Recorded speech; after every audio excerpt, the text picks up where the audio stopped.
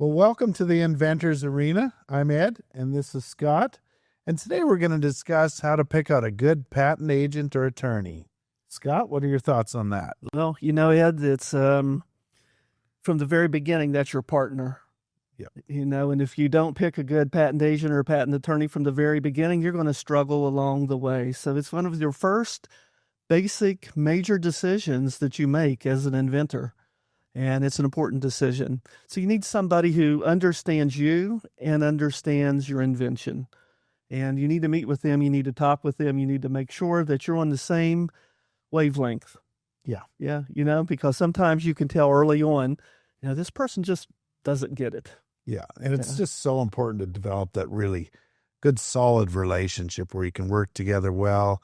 You understand each other and you can move forward at a good pace, and they know your expectations, you know yours, and it's just really healthy that way. You said relationship, and I think that's the key. Yeah. If you don't feel like when you come out of that first meeting with them that you have at least the beginnings of a relationship, then that would be a red flag to me. That's correct. Yeah, and a lot of people get intimidated, like, oh, it's an attorney or an agent or whatever, and they should be on the same grounds as you. And I think the biggest thing is that they know the subject matter. Like, obviously, you as an inventor, you're going to know your subject matter pretty well. And depending on the agent or attorney, they should have done some study into the subject matter that your invention's about. So different ways you can check that out. You can check out any issued patents or publications that they've had on the USPTO website. You can just directly ask them what their education is in their undergrad. Like if you're doing something in mechanical, then maybe you want a mechanical engineer, or if it's electrical, maybe an electrical engineering background or whatever. Generally, a lot of patent agents, patent attorneys, they get well versed with, say, if they took mechanical in school, then at some point they've worked on electrical, so now they know electrical pretty good, and probably to the extent that needed. But you want to just make sure that they know it, because, for example, if yours is a chemical invention, they might not have a clue. I mean, they might have taken a couple chemistry classes in university, but not enough to the level that would be sufficient for adequately knowing the subject matter, because it's so important what they describe in the document, especially in the claims and so forth, that it's very clear and they really understand it, and that you've shared that information properly. So ultimately, an attorney or agent needs to understand your invention to get best protection for your invention, like we're talking in the claims and the specification. So really good to go over that with them. Don't ever be hiding the 8-ball. You want to share all the information that they've got, or that you've got, with them, so that they can write a really good patent. And for example, if you've done a patent search, share that with them and tell them everything in a very logical way, how your invention works, what it does, what it's made of, and so they've got a really good, firm foundation to start building on.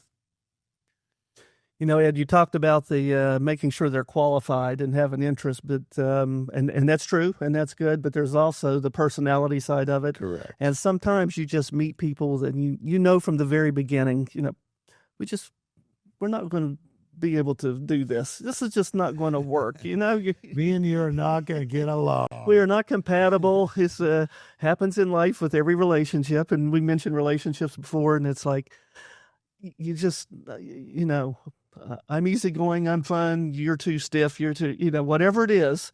And you need to, you're going to be working together for a period of time. It is going to be a relationship. And if you have that personality clash, and sometimes it's just a little thing like, somebody shows up late and you are very strict on time. It can be the littlest things that really tick people off. And you want to lots of timing goes into that, right? Like it's, got to get it done on time. And if you go there and every time you pop in there, the attorney or agent's asleep on his desk, it's like, well, I don't know if that's going to get done on time.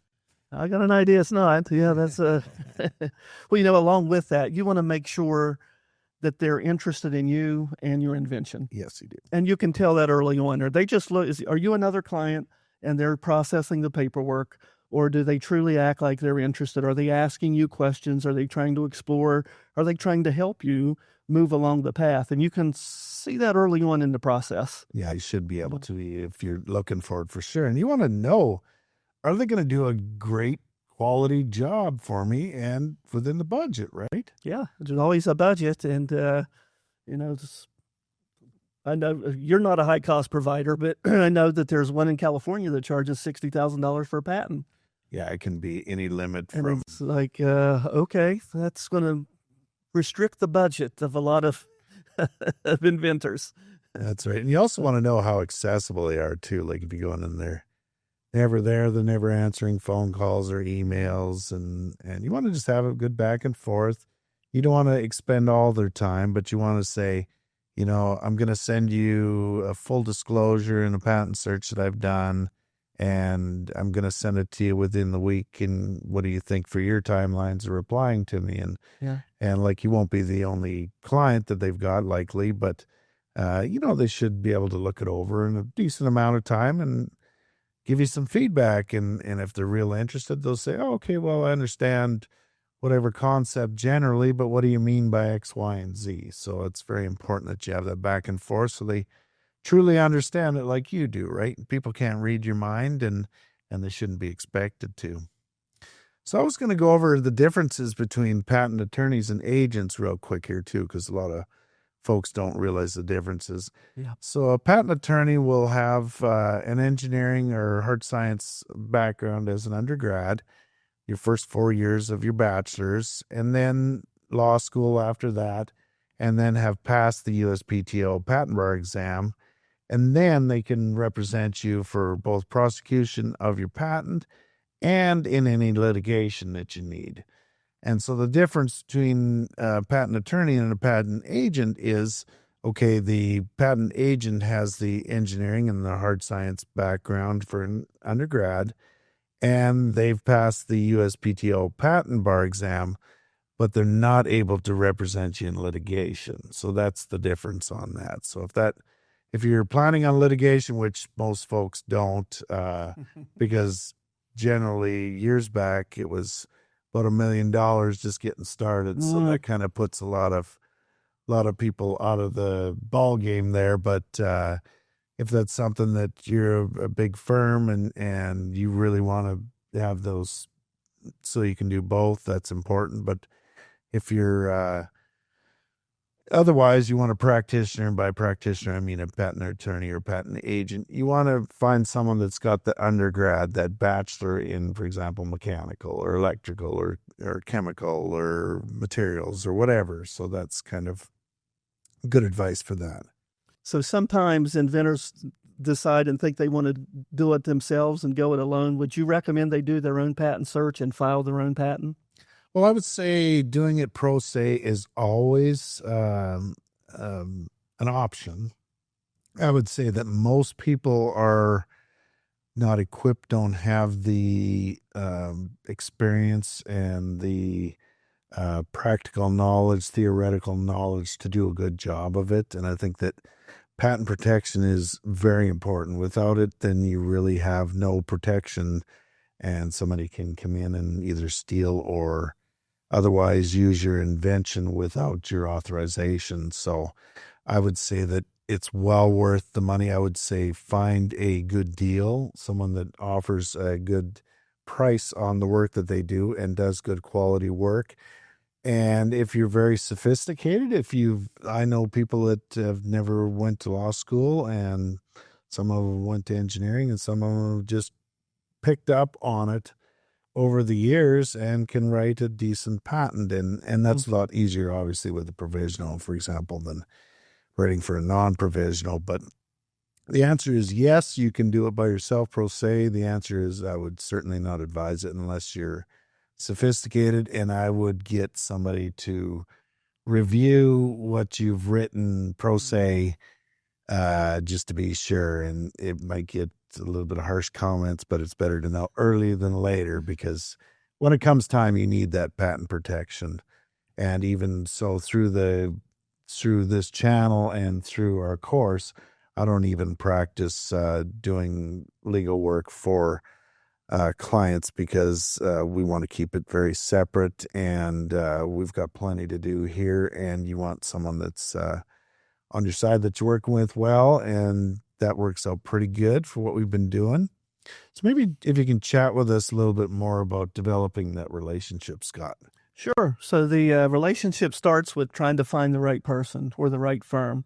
And sometimes you wonder, well, where can I find them? Inventor groups are great. Sometimes there's one in the room at an inventor Quite group. often, yes. Yeah, so you can find them there. But if not, then you need to go to the U.S. Patent and Trademark Office, uspto.gov website, and do a search. Yeah, and it's specifically under agent or attorney search, so you can find it on there.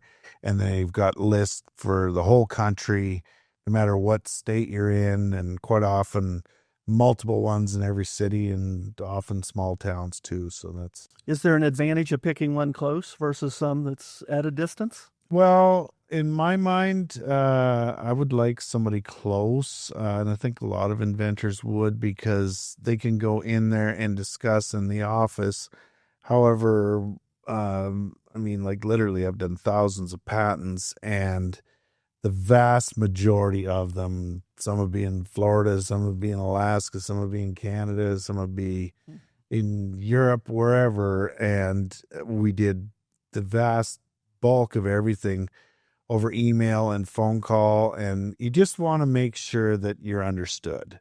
And with that, some people feel more comfortable in person. So I would say if you've got two equal patent attorneys, patent agents, whichever, and one is, 3 states over, and one is like a block down the road, maybe advantage for that for picking the close one. But generally, you should get good quality. They should know exactly the subject matter. And as long as, the onus really is on you to explain your invention well, and then they should be able to do a great job of it, whether near or far. Okay. And they can always just go online and do an internet search, like a Google search, and, Sure. and find somebody that. Does that work out well? Do you advise them to do that, or would you recommend the USPTO site as a better option? I would think the USPTO site, because sometimes they should be up to date on the USPTO site. And as well, if I was doing a Google search, I would maybe narrow down, say if you're in a city and you've got three that look like they're got the background that you like, maybe I'd go interview a couple or three of them just to get a good feel for what, like you said, that personal relationship that you're developing and so forth, and the subject matter knowledge. And then I think it's good to make appointment or however many appointments and just get that free consultation. Most attorneys or agents should give you a free consultation. I mean, you don't want to be there for hours taking their time, but they should be able to squeeze you into their schedule and say, let's talk about this for half an hour or something. And you want to have all your ducks in a row and go in there with everything logical that you want to tell them, and any questions that you have, and let them ask you and you ask them, and it works out pretty good that way. Good. And to prepare for that, what might you as an inventor that has never gone in to meet with a patent agent or attorney, what would you prepare? What list of questions? What might be the top question or two questions that you would have? Yeah, so I would detail a little bit what your invention's about. For example, if it's a doorknob and it's got some electrical light in it or something so that it shines or something, just say, here's my invention. Can you show me something that you've written or explain to me a little bit of what your knowledge is of this? And sometimes they can say, I wrote a patent that was similar 5 months ago, and the inventor had something, and then he decided, I'm going to add in some electrical feature to it. So that gives you should be able to get a good feel for what their knowledge base is. And then just say, I think a very important thing too is the timelines. Like, are you want to do work with patent agent or attorney that is busy, because that generally means that they're pretty good. but not so busy that they don't have time for you. And I think a lot of people get that feeling when they deal with attorneys or agents. It's like, oh, it's just my little invention. It's not that important. And that's not true. You're spending good money and you want a deal and you want to have importance to it. You might not get the first slot of importance, but I mean, you should be important to have phone calls returned and a decent communication back and forth. So that's kind of the things that I would look for. That's good. Well, you mentioned money, so talk to us a little bit about a budget and what you might think about when you're creating a budget. Yeah. So no, that's another point to go to as well. Say if you're in New York or Los Angeles or some very fairly expensive spots to get patents written, you might decide, well, I want to, try, Arizona or Pennsylvania, somewhere close to where you're at that will give you a little bit better rate because a lot of those, the big firms, the New York law firm, they're paying the big rent, so they gotta charge for it, and quite often they've got great talent, but there's great talent in Pennsylvania and there's great talent in Arizona and Nevada, whatever. Sure. So you want to get kind of a budget that's reasonable so that you can afford it, because that's what I ran into before is a lot of people had just absolutely run out of money just doing the patent. And that's one of the initial stages. Like in our course, we do them in parallel. So you're doing your invention development and you're having your patent written by whoever you choose at the same time. So you're ready at the same time with it. But so you want to figure out a good budget, and that'll be kind of relative as well, because you got to consider things like complexity too. I mean, like if your invention is some super specialty microchip or something, or it could be the doorknob with a light in it. It could be something very simple, and you can't really expect to get something super, super, super complicated with, say, 50 drawings in it as versus one that 5 drawings does. Sure. Or whatever. But you want to be out there and look for your deals. See, the better you can do on your pricing, provided it's good quality, lets you stay in budget and lets you have money for other things, because you're going to need that. And always have, when you go in and you're meeting with that patent attorney, just always have those good notes and keep good notes, what they're saying. And as you go, once you set that budget, stick with that budget and interview, different practitioners, as I mentioned before, until you're satisfied that you've got the right one selected, because it's a very important relationship. Most inventors are not one and done, right? Like they're kind of like singers. If they got a hit song, they want to make another album. Right? Sure, let's do it again. And often they'll get inventors will get, oh, well, that one was successful if they do it right. And then it's like, well, let's add to the product line or whatever, right? So, and like, as I mentioned before too, it's very important to discuss timelines, because you don't want to have one thought in your mind and the attorney or agent have an entirely different thought. Like, oh, I thought you were fine with it getting done next year. It's like, but it's February. No, I'm going to be done this course in such amount of time, or I got all my plans set for 3 months. Can you do that or whatever? Right. And generally they can, whether they're a solo practitioner or they got a team, they should be good and organized and crank out your work for you. Okay. So I think what I take away from your discussion is it's important to pick the right person. Absolutely. Or the right firm that can help you, that resonates with you, understands you, your personality, your invention, your idea, your timeline, and your budget. Yes. To get you from where you're at to where you need to be. Yeah. Yeah. Staying on pace, staying on budget, right? That's very important. So I guess concluding, there's plenty of really good quality patent attorneys or agents, and they will be a critical member of your team, especially if you're doing this more than one time. And so you want to be having that great relationship, and you want to be efficient and help your patent attorney or patent agent do the most efficient, best quality work, and that involves your help. I mean, you don't want to be certainly telling them how to do their job, but you want to be feeding them information, and you want to have that and just a nice, smooth course between you. And again, we will always want to be helping you and driving you towards innovation. That's part of why the YouTube channel, that's part of why the program that we made. And make sure, it's our duty to make sure that you get a great, strong protection for your invention, and so that you can get it out there and best chances of being successful. Yeah, good. Thank you, Ed, for that valuable information. We want to remind everybody to go to the inventorsarena.com. You can scroll down to the bottom of the page. You can find local inventor groups in your area. We highly recommend that you do that. Don't forget to do your search for your patent agent or patent attorney very successfully. Find one that pairs up and matches with you, your expectations, your budget. If you have ideas such as this that you want us to discuss on the YouTube channel, feel free to reach out and let us know what those are. And if you found this information valuable, we would appreciate it if you would like and subscribe to our channel. Yeah, and give a thumbs up if you love it. We want to earn your loyalty. Yes.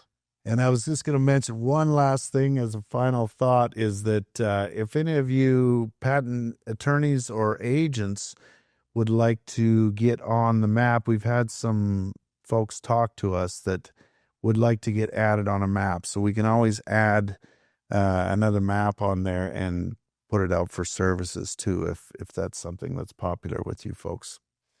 Enjoy your day. The Inventors Arena, we're here.